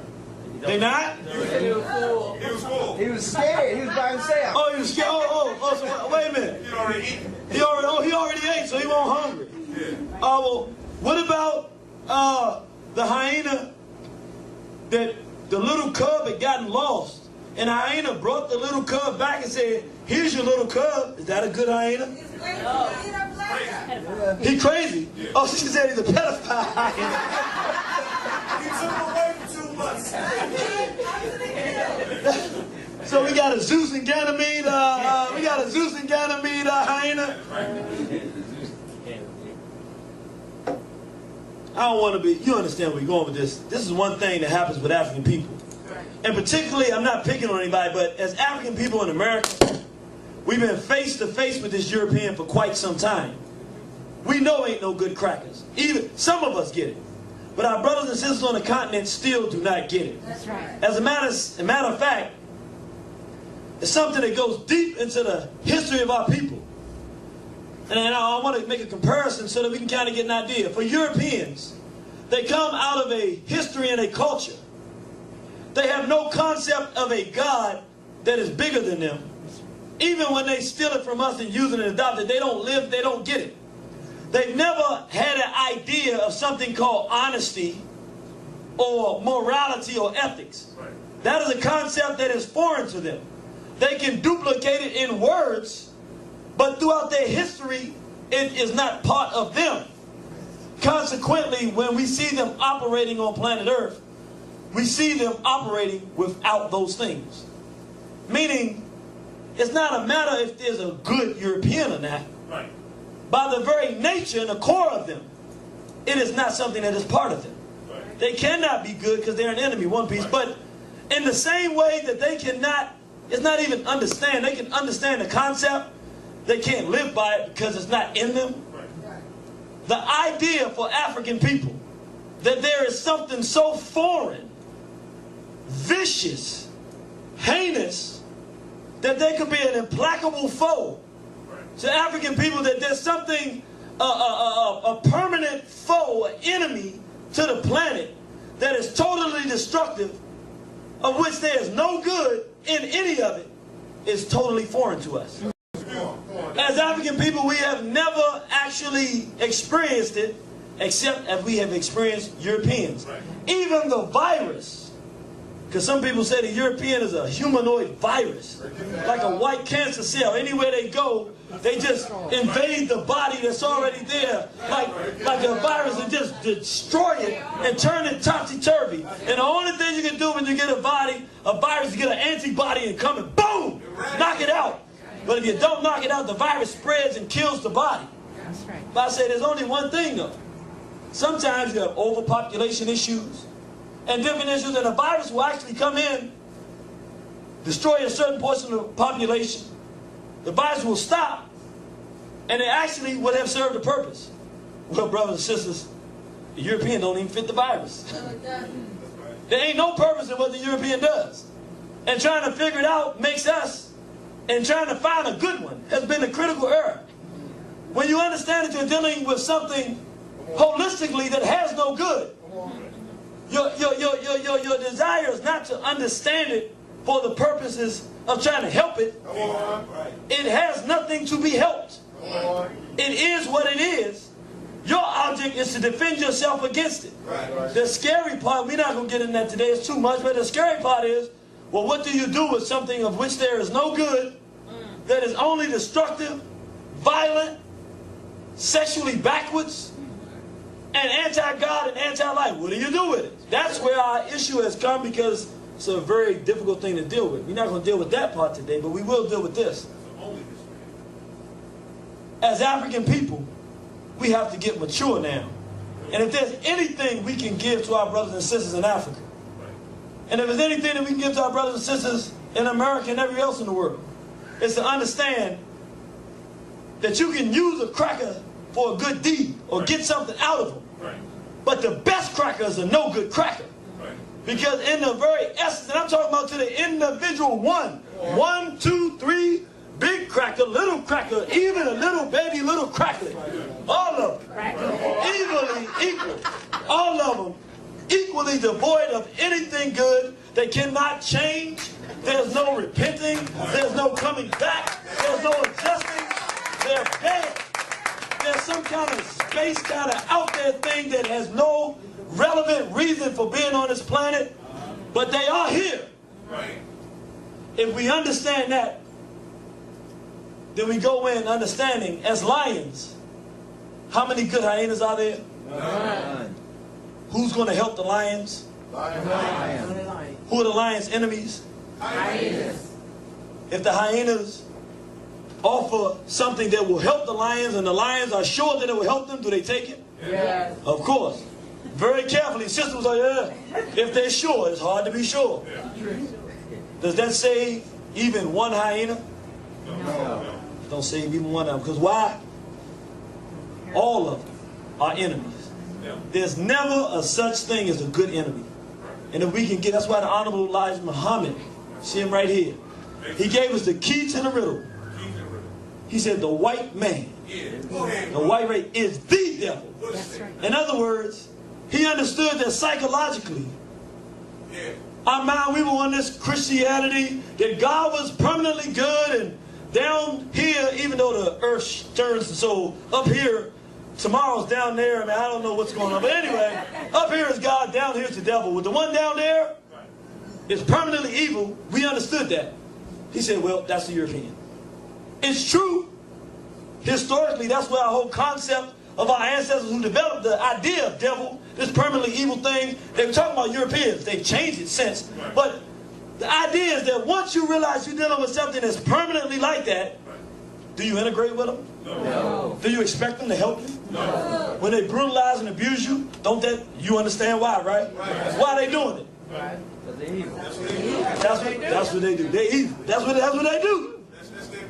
That's their nature. Do you sit around going, I thought we were friends, Susie and I thought we had the understanding. No, Susie understood that you were her enemy. You didn't understand. And so as we go forward, brothers and sisters, I just want to say, if you're on the other side of this, you're hearing this, it's really no more mature position that we can take and understand. That's why the Nation of Islam was able to do what it has done and survive under the system of racism and white supremacy and the greatest threat for nearly 100 years because of one thing. Not all the other things helped, but there was a clear understanding in the minds of those black men and women who joined that we have an enemy who is all bad, all the time. If we can use them to get something, we do it, but we understand even when we're doing that, we're playing with fire. This is our enemy. This is our foe. Everything good should come out of us. We expect nothing but bad to come out of them. This is who we're fighting. I want you to remember that. Don't ever forget it. And if you understand that, the rest of the sojourn becomes easy or easier. As we talk about war here, really start thinking about it. You saw what we saw yesterday, adopting black children, right? You saw what's happening in Africa. And we just showed peace happening all throughout Africa. It's happening in the Caribbean. White sex offenders for years, I didn't bring it up, going to Haiti, molesting young black boys. I mean, I didn't, look, we have to say, you know what? If we're going to really, really put a dent in this thing, it's not just talking about what we got to do. It's something we got to do that's going to be concrete. And we got to put, you can't just say it and leave it out there. Something, so this is an attempt at a suggestion to make something concrete. In order for concrete change, one thing you got to have is a time limit. So we're going to try to work with a time limit. You also got to have a place, and it's got to be an appropriate place. Is it reasonable to suggest here in America that since the whites are a dominant society here, it would be very difficult for us to eradicate white sex in America, even if we get rid of it in our own community? We gonna change? Are we going to be able to change whites? No. Why not? Yeah. But if we say this is not who we are, can we change ourselves? Yes, sir. Well, where is it that black people have the most control? In the house. The most? I'm talking, look around the world. Don't lock yourself up in the cage, bird cage of America. Where do we have the most control? Africa. The most numbers? Africa. The most ability to legislate and make law? Africa. Africa. I say everybody on this planet needs a home. The Arab goes to Mecca. The Mecca is a home for the Arab.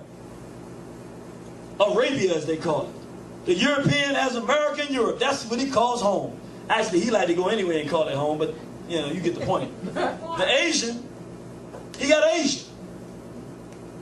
Well, if we said we got to clean ourselves up and get right, then we got to get right where first? At home. For African people, where's home? It's in Africa. So I say to my brothers and sisters in Africa, Mugabe, our brother, leaders in Uganda and Nigeria who are fighting this white sex madness. The Europeans are bringing a full onslaught.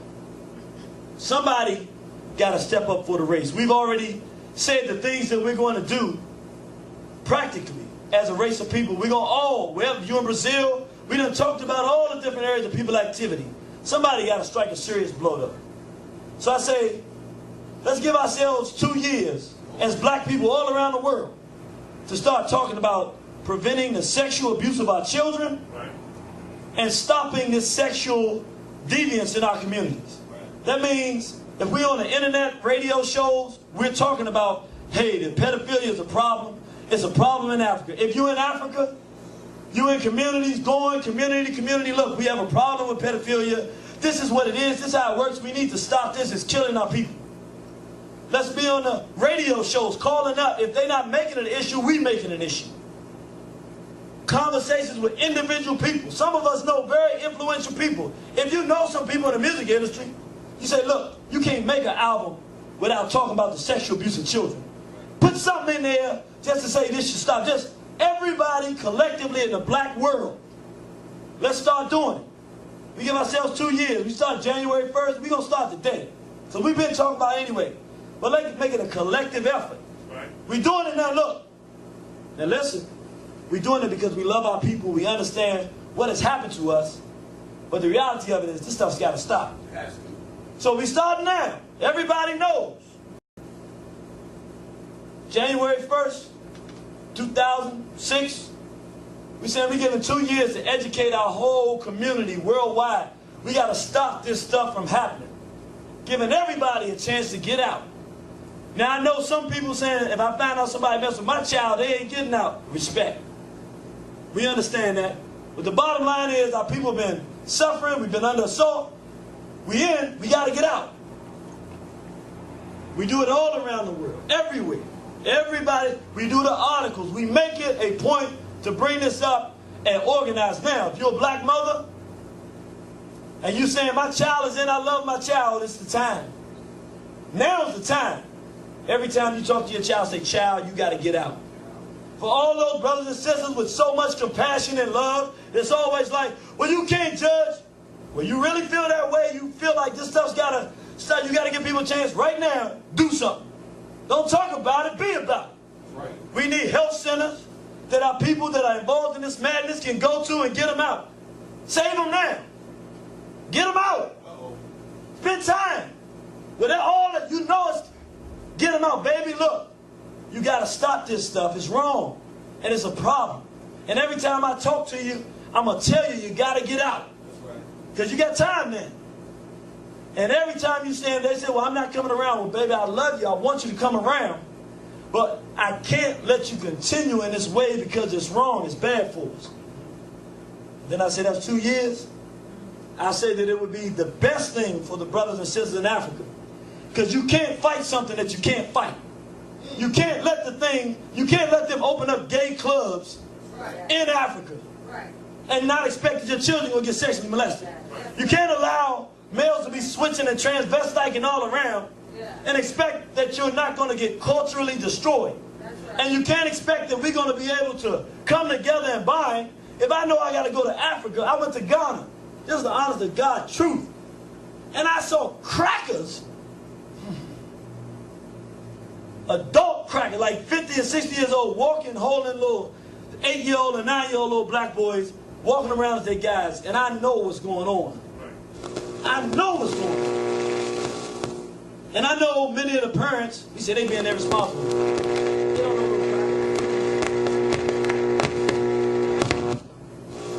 they got Europeans over there with our children. We know what they're doing with our children. Brothers and sisters don't know what's going on, turning them over. And all it's doing is creating the same cycle of madness that we got here. I say 2 years as a race of people to go out.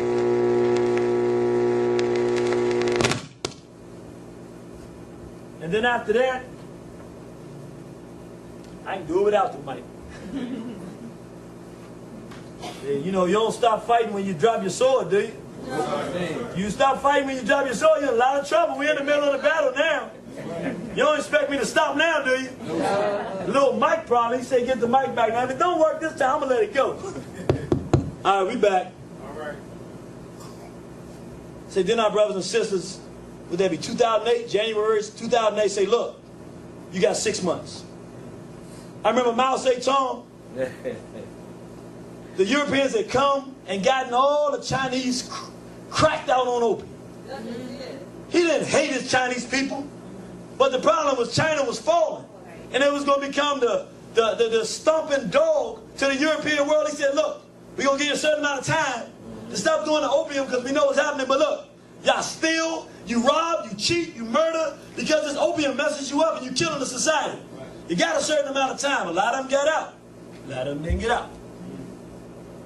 You had your time. You got 6 months.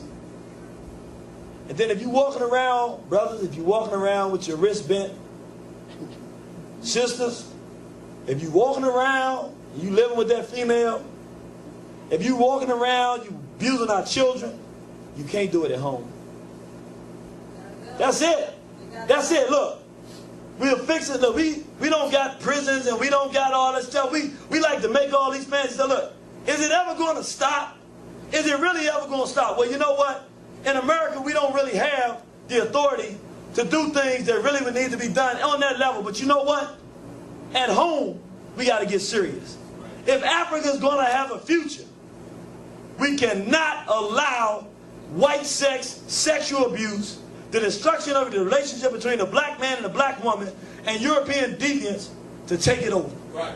It's threatening to do it now. We got to be serious. I know it's hard, but you know what's harder? Death, man. Yeah. I ain't told you to tell you the truth, and I'm not trying to say this to sound big or nothing like that, but you know, I was doing this book. I ain't never once think what would happen if I did this, because I don't care about my personal self. The only thing that scares the hell out of me is imagining a world without black people. That's right. More importantly, imagining a world with black zombies with no black people. A bunch of broken, destroyed souls that I can't identify from crackers and black skin. It's like something out of a creep show or something. I don't want this for my race no more. And I know that if I die, I don't want my ancestors to say, look, we sent you down there. It was in your heart from the time you were a child. You were a baby. We put it in there because we wanted you to tell people it was time to act. And you came up here, you left, and you didn't do it. You had the chance, the opportunity. It was your job, and you didn't do it. I don't want that on my plate. People, when I go to heaven, I ain't worried about it. All I want to know is that maybe, man, maybe Nat Turner will walk to the door and say, hey, son, you done it. Even if he say you did a little too much, I can take that. But don't tell me I ain't do what I was supposed to have done. So I want to tell you, brothers and sisters, it's a time of war. It's a time to make serious decisions. And I know that's a serious decision to say that we're going to wipe out this abuse. But you want me to tell you the alternative? If you cannot go to the original place of civilization on this planet, into Africa, and see black men and black women building families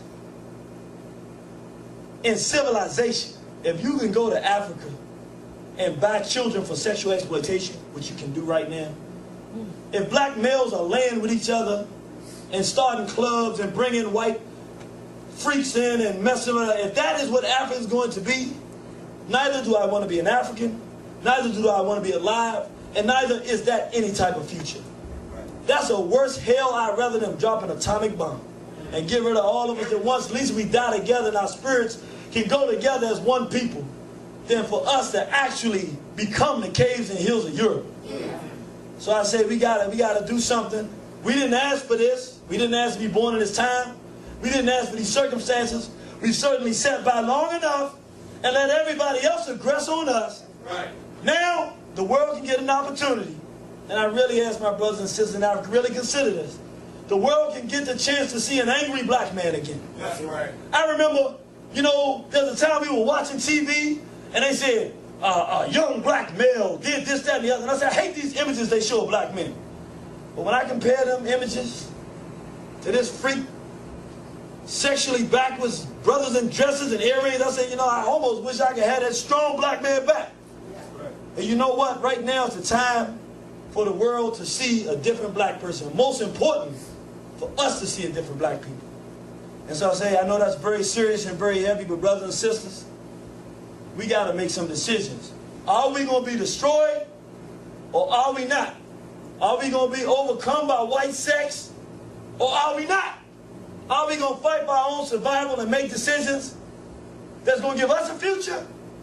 Or are we going to let the Europeans have their way? And I say the answer is easy. We ain't got a whole lot of choices. let's do something in our own best interest. Black people, if you hear me and you in, get out now. Get out now. Get on the right side. Get on that side of Africa so you can walk with Queen Nzinga again. So that you can walk with John Jack's Destiny. That's right. So you can walk with Amos or Min Kibarata, Hootie Mays or Queen T and be a black man, a black woman, a black child again. Don't let them pull you in because look, we in fighting mode now. Yeah. We trying to change things and make them better. And we don't want you to be in the way because that's a bad place to be. Our God commands growth and prosperity to African people. Peace to all God's fans, death to all enemies. Thank you for listening. Yeah, when I was 10, I added knowledge in my cipher. And when I was 20, I had the wisdom to apply it. And now that I'm 30, I'm understanding now with science. And when I reach 40, I bring the culture, bring the fire. That's what I'ma do. Oh yeah, I'm talking to you. So keep listening, cause I don't wanna argue with you. I hear you whispering, so I'ma set my target on you. I attack with such ferocity, I'm just fulfilling prophecy. As I stand strong, I heard the elephants won't topple me. Drop a mountain on top of me, but just don't ever stop the beat.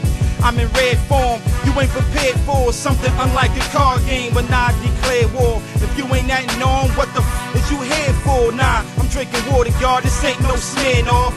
Most of y'all rappers is mad whack, but feminine fag raps suggest you slip my disc like a bad back. Load the lead up and blast, keep my bread in the stash. I give you more like a fez in the sash. Listen, I'm standing on my square, 4 angles is 360. I'm trying to get free, you trying to get tipsy. You better sober up, the law gon' leave you broken up. Lie and say you stole a truck and crack you in your coconut.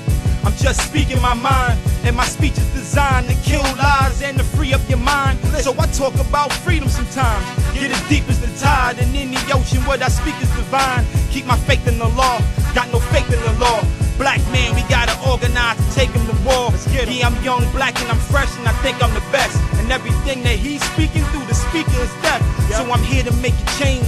I'm here to explain how they miseducation wreak havoc on the brain. You worried about haters, better worry about traitors. I chop their bodies up and feed the pieces to the gators.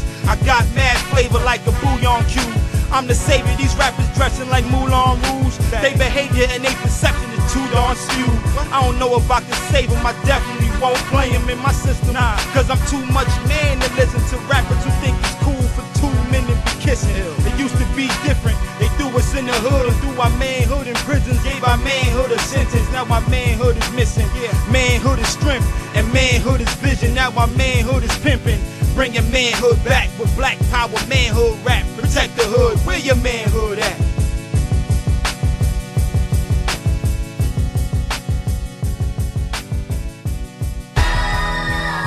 Hardcore. What's up, Big O? Effeminization of the black The irritated genie. Kush, the black unified. Southpaw. Effeminization of the black male. Yeah. They say Zeus descended as an eagle and kidnapped this young boy named Ganymede. He forced this young boy to be his lover. How sick is that? The Greek god known as Zeus was a twisted cat. They say he had many faces and wore many hats. Homosexuality accepted by blacks, but when I backtrack, I see no history as European trickery. We weren't involved in such white sex acts. You disagree, the burden's on you to prove it existed. In Africa amongst the original Egyptians, show me bestiality in Kemet. Show me pyramids where homosexuality was represented. The image imprinted. You can't cause it ain't kosher. Am I wrong for fighting this 10,000-pound gorilla in the song? Bring it on.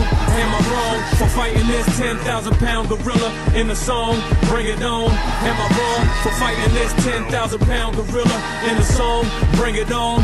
Am I wrong for fighting this 10,000-pound gorilla in the song? Bring it on. Effeminization of the black male. Take your earrings out. Julius Caesar was every man's wife and every woman's husband. Columbus raped Indian boys by the dozen. The Middle Passage, blacks yelling and suffering across the Atlantic.